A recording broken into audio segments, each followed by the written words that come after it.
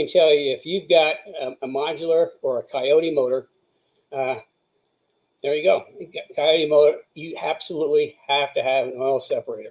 So what is an oil separator? It separates oil.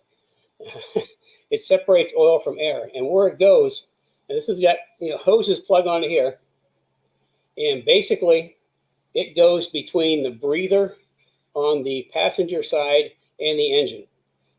It's like, if you're only going to put one on, put it on the passenger side. That's the side that seems to puke the most oil out of the breather. And it will keep oil out of the engine and oil out of the intake. And what it does is, it's kind of like, it's got this little container down here.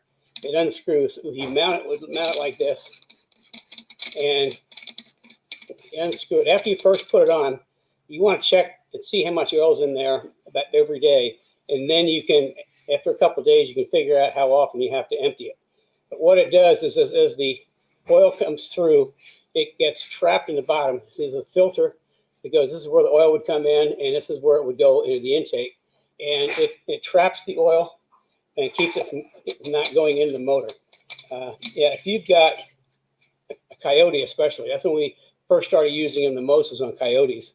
And the passenger side would inevitably put oil into the intake. So this is, we've got them. I don't think they're on our website. We probably should get them on our website, but this is something that you really, really need. And any modular motor. This is actually going to go on a 4-valve, a 99 4-valve.